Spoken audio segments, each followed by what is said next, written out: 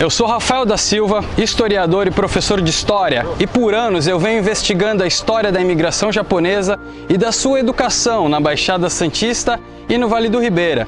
Por essa razão, eu estou no emissário submarino, no município de Santos, litoral do estado de São Paulo, na frente da escultura da Tomio Otaki, que representa a imigração japonesa no Brasil. Os imigrantes japoneses foram responsáveis por uma ampla rede educacional na Baixada Santista e no Vale do Ribeira, centralizada na Escola Japonesa de Santos. Isso na primeira metade do século XX, até o governo de Getúlio Vargas encerrar as escolas. Então me acompanhe para contar um pouquinho sobre essa história.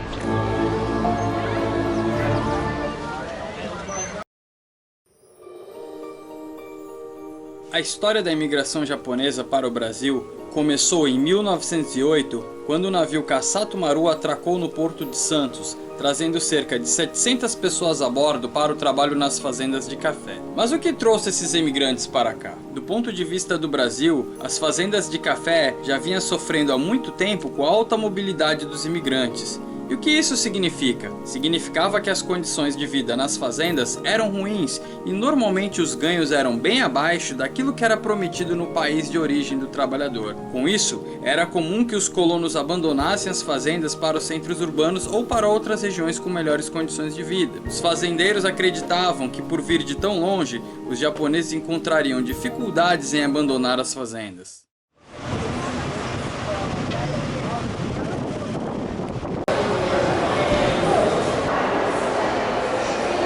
Bom, a verdade é que a expansão do café no estado de São Paulo trouxe um grande avanço urbano, tanto para São Paulo quanto para Santos. Um dos símbolos dessa expansão é a Bolsa do Café, onde eu estou agora. Conforme o café se expandia para o oeste paulista, o seu escoamento no Rio de Janeiro ficava cada vez mais difícil, comprometendo a qualidade do produto. Qual foi a solução encontrada? A solução encontrada foi, então, modernizar o Porto de Santos, antes constituído de pequenos trapiches perigosos e que não conseguia dar conta da produção de café que se tinha até então, no final do século XIX.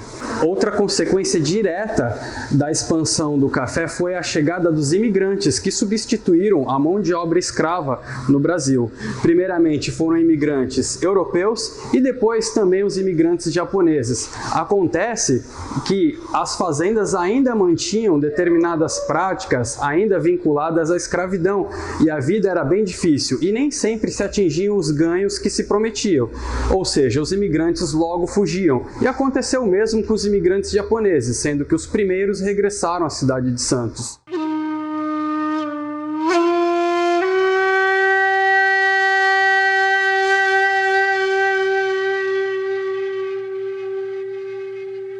O Japão, por sua vez, estava em pleno processo de modernização após a Revolução Meiji. Se por um lado o Japão se modernizava em um ritmo frenético, por outro, no início do século XX, via sua economia em plena crise. Uma das formas mais claras para o governo de aliviar as pressões internas e ao mesmo tempo lançar sua influência imperialista nas regiões próximas do Oceano Pacífico era a imigração.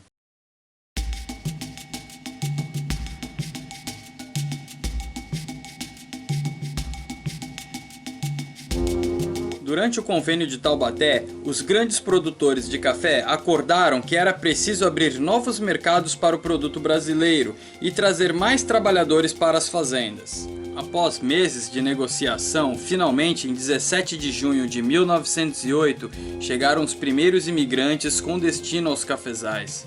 E contrariando as expectativas dos cafeicultores, logo no primeiro ano de experiência com a imigração japonesa, registraram-se as primeiras fugas dos imigrantes das fazendas.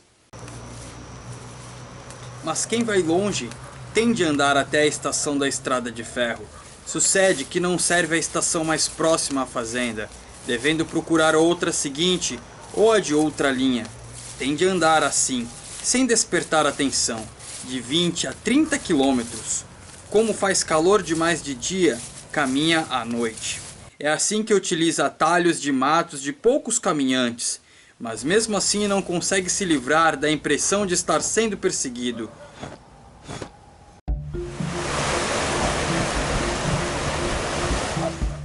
segundo o autor Tomo Handa, o grupo que veio da ilha de Okinawa regressou para o litoral. Encontraram em Santos muitas semelhanças com sua terra natal. Os primeiros imigrantes atuaram no cais santista, no comércio local ou em casas de família. Em seguida, eles arrendaram terrenos nas periferias da cidade para a dedicação da horticultura e da pesca. Nos bairros do Campo Grande, Marapé, Canal 2, Canal 3 e Sabuó, por exemplo, prevaleceu a horticultura. Já as famílias que se dedicaram à pesca ficaram pelo Macuco, Ponta da Praia e alguns barcos pesqueiros no Campo Grande e também no Marapé. O que pouca gente sabe é que a cidade de Santos estava restrita somente ao centro. Esses bairros eram ainda considerados zona rural, como é possível perceber no mapa do recenseamento de 1913. Talvez por isso até hoje muitos santistas dizem "vou à cidade", na intenção de se referir ao centro. Então, meu pai chamava-se Gomoronaka, e chegou no Caçacumaru, né? Juntamente com o meu sogro, e também eles vieram sozinhos para tentar a vida aqui, achavam não, todos achavam, né? Que iriam ganhar dinheiro rápido para voltar para o Japão. Por isso vieram sozinhos assim, deixando mulher e filho lá, né? Mas chegar aqui foi complicado, né? Na chegada foi uma decepção na ocasião, porque a história não foi bem assim, pensando que o dinheiro não chegou tão fácil, tiveram que lutar muito, que foi muito sacrificado, irem para as fazendas, né? Trabalharem como escravos. Mas daí eles conseguiram, depois de alguns meses, o meu sogro, né? Estou falando do meu sogro, né? Ele conseguiu fugir da fazenda, veio para Santos e foi trabalhar nas docas. O dia de saída de lá, eu não sei, só sei o ano, viu? Em 1918, naquela época da imigração, eu sei que ia lá para o interior, para a plantação de café. Quando eu vim com 3 meses. Depois ficamos lá para interior, plantação de café. Aí, quando eu tinha acho que uns 3, 4 anos, meu pai saiu de lá e veio aqui para o lado litoral para plantação de arroz, banana. E dali eu não sei com quantos anos eu saí. Eu sei que de lá eu saí com 6, 7 anos por aí. Porque e depois de lá, meu pai veio para Santos e ficamos aqui por Santos mesmo. Então, meu avô trouxe meu pai, com 19 anos, e essa minha tia, e foram para um sítio, fazenda, que se diz, não sei, antigamente, do café, no estado de São Paulo. Diz que não era muito longe de São Paulo, que a fazenda chamava Santana, né? E foi lá que meu pai aprendeu o português no meio dos colonos, entende? E escrever também, né? Aprendeu abecedário lá, os colonos, à luz da lamparina. Meu pai sabia escrever, falava bem o português, sabe? Porque eles tinham um contrato, né? Quem chegava de lá, entrava numa fazenda, tinha contrato. Mas, como o regime era muito rigoroso, e a comida não está acostumado com a comida do Brasil, né? Aquela comida, para eles era ruim, né? Um arroz e feijão, uma coisa horrível, não é? Então meu avô não viu o dia de sair de lá, né? Então, praticamente, fugiram. Uma coisa que todo mundo fazia, fugiam. Antes do contrato, a pessoa fugia. Então fugia para outra cidade. Aí diz que um dia o meu avô arrumou uma carona de um carroceiro que vinha trazer uma carga aqui para o porto, para você ver, né? Quantos anos não traz isso.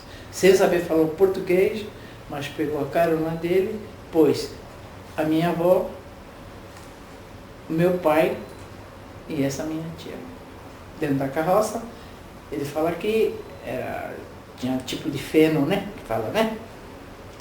E que chegou para Santos, para chegar na Baixada, diz que levou 2 dias e 1 noite. Não, naquela época, trabalhar era assim, trabalho de casa, bom, você não conheceu, né? Tabuleiro na cabeça e vender verdura. E eu subi esse Morro da Penha, o Morro Passeco para vender verdura, tudo assim a minha vida de infância. Tudo dessa maneira mesmo, tabuleiro na cabeça, vender verdura, batendo de porta em porta. Em 1912, iniciou-se a construção da linha férrea Santos e Juquiá, obra que fazia parte dos planos do governo para integrar a região do Vale do Ribeira à economia do estado de São Paulo. Muitos imigrantes japoneses de Santos ingressaram nessa obra e, ao término, arrendaram terras para iniciar a agricultura, principalmente o plantio de arroz. A primeira família a se fixar no Vale do Ribeira pertencia a Genzo Oshiro, que arrendou terras em Itariri em 1915 e iniciou o plantio de arroz. Além dele, muitos outros tentaram também o plantio do arroz, mas com o passar dos anos o solo tornou-se improdutivo e muitos abandonaram essa cultura. Mais tarde, os japoneses do Vale do Ribeira apostaram na plantação de banana, cultura que até hoje tem destaque na região. Assim, formaram-se as colônias japonesas em Itariri, Pedro de Toledo e Pedro Barro, seguindo pela linha férrea.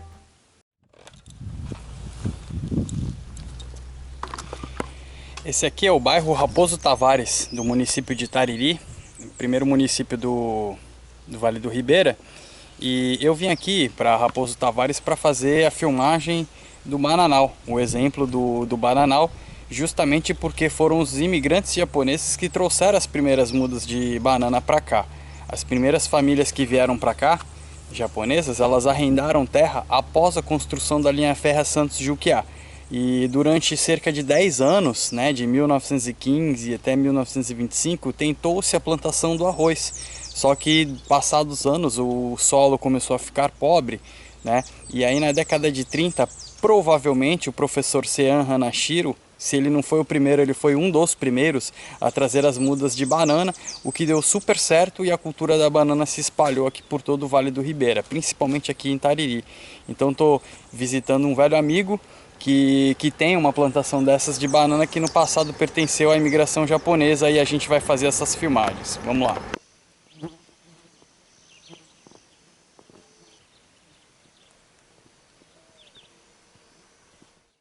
Eu nasci em Itanhaém, no litoral.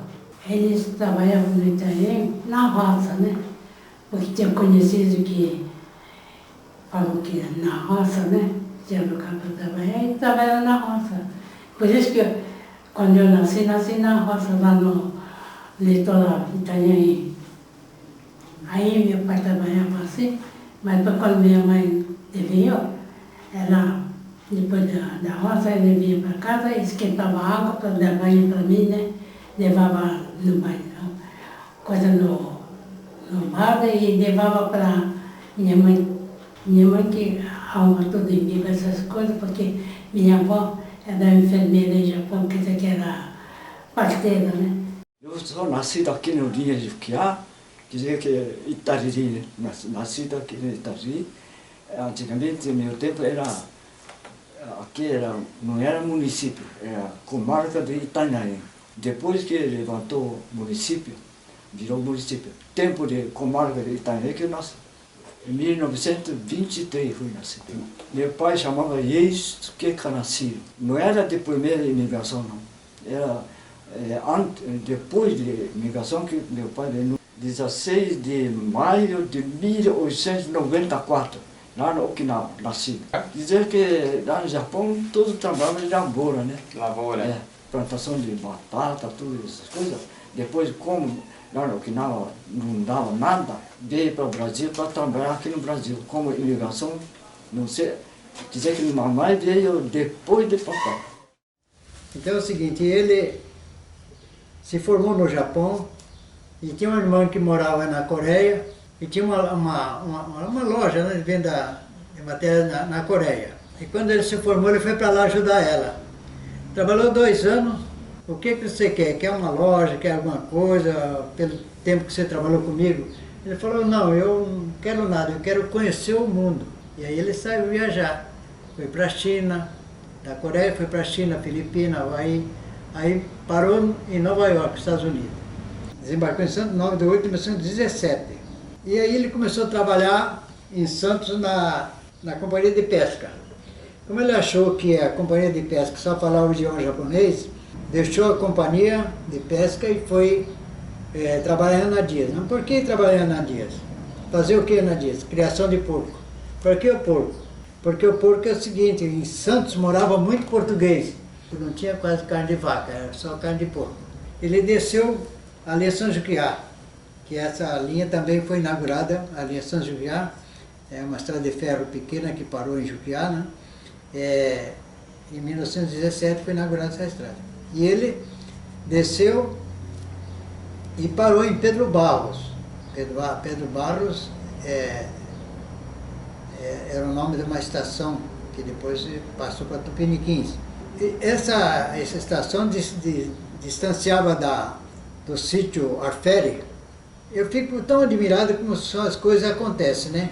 Como é que ele descendo na estação de Pedro Barros, ele voltou 6 quilômetros para encontrar esse sítio Arferi. Aí ele parou em frente a uma casa e bateu nessa casa, e nessa casa morava José Leite. Meu pai perguntou para ele se ele arrendava o terreno, alugava. Ele falou, tem uma vargem aí, você pode ficar aí. Ele continuou trabalhando ali. E dali ele conheceu minha mãe. Em Registro, Iguape e 7 Barras, a ocupação japonesa se fez de uma forma até então inédita no Brasil.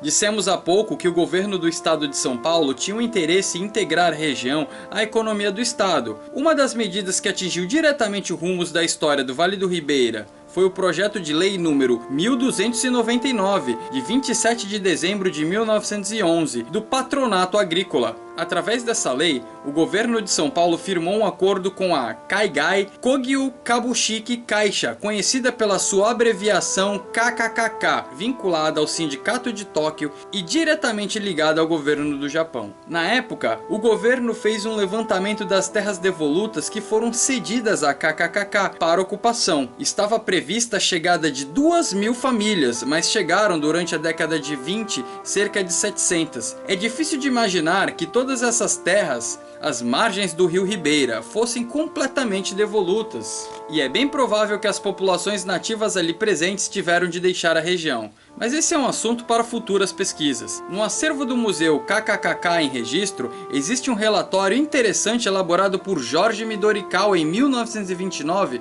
onde consta o que foi acordado entre ambas as partes. Colônia japonesa de Iguape é a denominação geral das colônias japonesas exploradas pela Kaigai Kogyo Kabushiki Kaisha, situada no rio Ribeira de Iguape, cujo contrato de concessão foi firmado em 8 de março de 1912 com a lei número 1299 de 29 de dezembro de 1911, entre o governo do estado de São Paulo e o Sindicato de Tóquio. Minha mãe veio em 1918, parece. Eles foram direto para o sítio, né? Meu avô, minha mãe veio depois, né? Meu avô que veio antes, né? 1912, assim. Eles foram direto para, hoje em dia é o nosso teto, né? Antigamente era Carapiranga, né? Falava Campo Experimental também, porque lá tinha uma pesquisa onde eles plantavam vários produtos, né? Tudo quanto era planta, para fazer experiência, o que era bom nessa região. Aqui na loja era a Casa Watanabe, era secos e molhados, vendia de tudo, desde ferragem, arroz, feijão, tecido, cobertor, roupa feita, tudo, né? Então eu trabalhava das 7 horas da manhã até 11 horas, porque vinha vapor, né? Aqui a gente ir para Santos ou São Paulo, E tinha que ir de vapor até Juquiá. Depois de Juquiá pegava o trem, Maria Fumaça, ia até Santos. De Santos pegava o trem para ir para São Paulo. Meus pais vieram em 1914 do Japão. Foi o ano que teve início a Primeira Guerra Mundial. Ele entrou na colônia de Iguape. Lá ele cultivava principalmente arroz, pequeno comércio também, nessa colônia de Iguape. Em 1925 ele mudou para Juquiá, porque ele percebeu que era um lugar muito isolado, só acessível através de vapores, daqueles vapores antigos de roda na polpa, para chegar até Iguape, lá de Iguape tomar outro vapor maior para vir até Juquiá. Uma característica marcante da imigração japonesa no Brasil foi o seu caráter associativo. Uma das primeiras providências ao se fundar uma colônia ou chegar em uma nova cidade era fundar uma associação. Geralmente eram associações de jovens que buscavam promoção de atividades culturais e esportivas. Em geral, as escolas japonesas eram fundadas e mantidas por essas associações. Na década de 20 foi fundada a Associação Japonesa de Santos, mas ainda sem uma sede própria. Foi quando, em 1929, a associação adquiriu um casarão na rua Paraná, número 129, com a ajuda dos associados e do governo japonês. Nasci em Santos, no dia 1º de fevereiro de 1935, e o local era neste, onde nós estamos agora, Paraná, que é na época era uma escola de japonês. O meu pai, ele era secretário da Associação Japonesa que existia na ocasião, e evidentemente essa Associação Japonesa administrava essa escola. E nessas condições, tínhamos uma relação muito íntima e próxima com essa escola. A colônia japonesa estabelecida aqui em Santos era de suma importância para o governo japonês, porque de lá do Japão eles mandavam os imigrantes. O navio chegava e aportava aqui no Porto de Santos. Ao desembarcar, quem recepcionava esses imigrantes eram exatamente aqueles que já tinham vindo antes e que residiam em Santos. E esta sociedade japonesa, residente em Santos nessa ocasião, tinha uma importância muito grande para o governo japonês. Então, a sociedade japonesa que existia nessa época tinha uma função muito importante de estar recepcionando e dando, vamos dizer, apoio para aqueles que já tinham destino definido para o interior. E muitos, como disse, iriam lá para a região aqui do litoral sul. A construção desse edifício foi realmente um investimento muito grande do governo japonês. Evidentemente, a finalidade básica é a escola, mas com certeza, em torno dessa escola, funcionou a sede da Associação Japonesa. Então, aqui com certeza essas várias salas que existem por aqui, com certeza abrigavam também a parte administrativa, não só da escola, mas principalmente da associação. Aliás, a escola fazia parte da associação. A escola existiu em função da associação. No próximo vídeo, veremos como a colônia japonesa montou toda uma estrutura para oferecer educação básica para crianças e jovens na Baixada Santista e no Vale do Ribeira.